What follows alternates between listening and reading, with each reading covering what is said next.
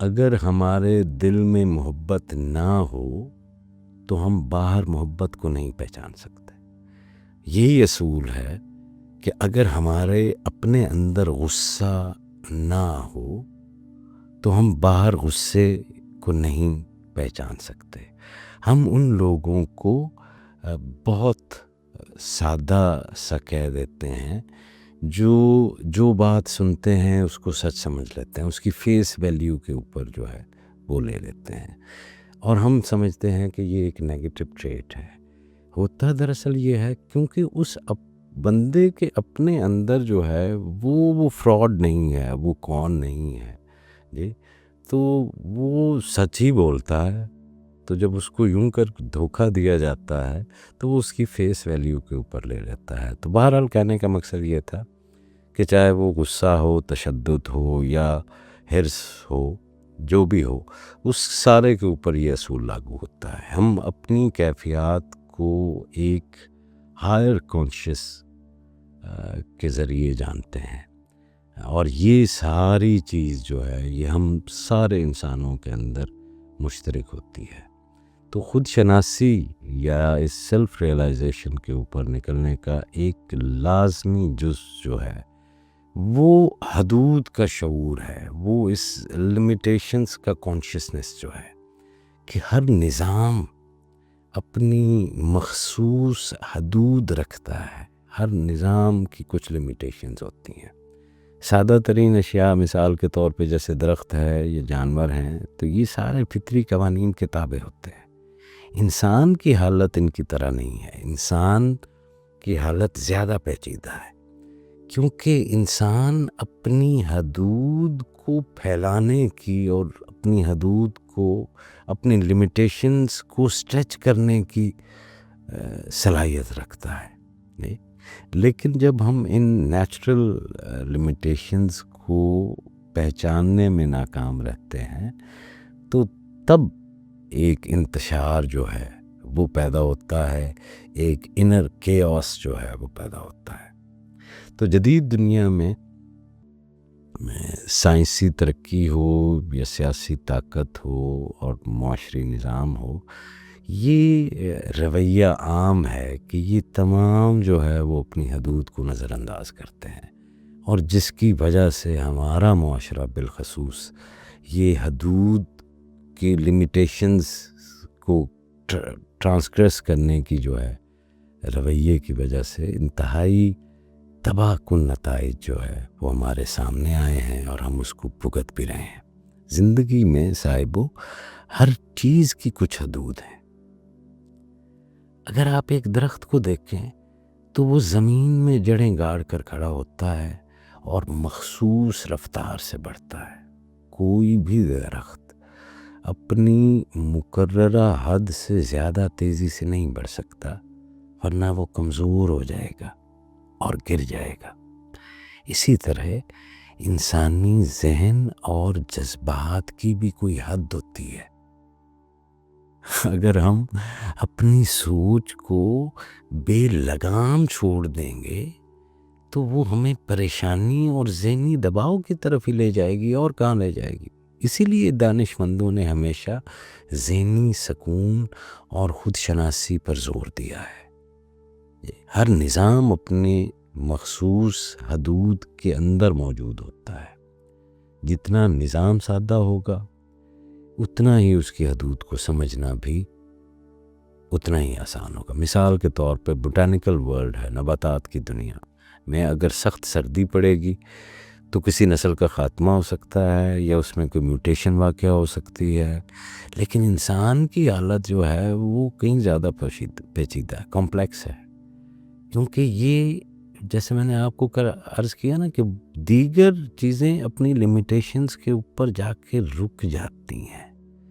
انسان کے اندر ایک عجیب صلاحیت ہے کہ وہ اپنی حدود کو بھی اسٹریچ کرتا ہے. جی، تو ہمارے جسمانی دائرے دیگر مخلوقات سے زیادہ وسیع ہیں، اور ہماری باطنی حدود جو ہیں، جو انر لمیٹیشنز ہیں، وہ تو ان سے بھی کہیں آگے بڑھ جاتی ہیں. مثال کے طور پر ہم یہ محبت ہے، یہ غصہ ہے، یہ نفرت ہے، یہ آپ کے اندر کی ایک انر چیز ہے نا، تو اس کی بھی کوئی حد ہوتی ہوگی. لیکن آپ دیکھیں کہ ہم کیسے وہ اپنی حدود کو اسٹریچ کرتے ہیں کہ ہم غصے یا نفرت کو برسوں دل میں پال سکتے ہیں اور پھر ایک دن وہ پھٹ پڑتے ہیں. تو اگر ہم ان نظاموں کی حدود کو نہ پہچانیں تو ہمیں ایک انبیلنسڈ قسم کے طرز زندگی میں ہم جو ہے وہ گزر رہے ہوں گے. تو آج کے معاشرے میں حدود کا فقدان ہے، کسی کو اپنی حد کا نہیں پتہ، ایک اجتماعی انتشار کا سبب بن گیا ہے یہ رویہ. کوئی بھی اپنا کرنے والا، اپنی حد کے اندر کرنے والا کام نہیں کر رہا، بلکہ اس سے نکل کر شاید دوسرے کا کام جو ہے وہ کر رہا ہے. تو یہ ہماری اجتماعی حقیقت کی عکاسی کرتا ہے. عمومی رویہ یہ ہے کہ ہم جانتے ہی نہیں ہیں کہ کسی شے کی ابتدا کہاں ہوتی ہے اور کسی چیز کا انجام کہاں ہوتا ہے. آپ پیسہ کمانے کے اوپر لگے ہیں اور آپ کو پتہ ہی نہیں ہے کہ یہ کہاں تک کمانا ہے.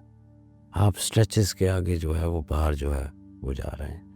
تو قدرت جو ہے وہ ہر چیز کے ساتھ ایک سرٹن مینر میں بیہیو کرتی ہے، ایک خاص ادب کا مظاہرہ کرتی ہے، اور یہ ادب ہی دراصل جو ہے وہ حدود ہوتی ہیں. تو وہ صوفی کہتے ہیں نا، با ادب با مراد. تو جو یہ اس کائناتی ادب کو سمجھ جاتا ہے، یعنی اپنی لیمیٹیشنز کا ادراک کر لیتا ہے، اور اسے پتہ ہوتا ہے کہ کائناتی لیمیٹیشنز ہمیشہ قائم رہیں گی کیونکہ تخلیق کے قوانین ابدی ہیں. جی دیکھیے نا، کائنات ایک ایسے نقطے سے وجود میں آئی جو نہ وقت کے دائرے میں تھا اور نہ شعور اور ادراک کے دائرے میں. ٹھیک ہے، تو ہم بھی ایک بے شعوری کی حالت سے وجود میں آئے. تو ماں کے رحم میں ہم اپنے وجود سے شاید بے خبر تھے، لیکن شعور رفتہ رفتہ ہمارے اندر پیدا ہوتا ہے. کائنات کے چند ایسے قوانین ہیں جو کبھی تبدیل نہیں ہوں گے، ہوتے نہیں ہیں. جیسے کشش ثقل کا قانون ہے یا عمل اور رد عمل کا اصول ہے. تو اگر ہم دوسروں کو محبت اور انصاف دیں تو یقین مانیے کہ ایک دن یہ ضرور لوٹ کر واپس ملتا ہے. اگر یہ فوری نہیں ہوتا بعض اوقات، لیکن کیونکہ ہم خود اپنے اندر آزمائے جاتے ہیں اس لیے فوری طور پر جو ہے وہ نہیں ہوتا، تاکہ ہماری جو نیت ہے، ہماری جو انٹینشن ہے، اس کی سچائی کو جانچا جا سکے. تو ہمیں حقیقت کو سیکھنے کے لیے بنایا گیا ہے، یہ ہمارا مقصد ہے. اللہ تعالیٰ ہمیں فیسیلیٹیٹ کرتا ہے. تو جتنا ہم حساس اور متصل ہوں گے اتنی ہی جلدی حقیقت ہم پر آشکار ہوگی اور بصیرت اور شعور غالب آئیں گے. تو یہ جاننا کہ تخلیق یا کریشن جو ہے اس کے قوانین مطلق ہیں، یہ ہماری روحانی ترقی کا حصہ ہے. ہمیں اختیار دیا گیا ہے کیونکہ تجرباتی طور پر کوئی حالت مستقل نہیں ہوتی.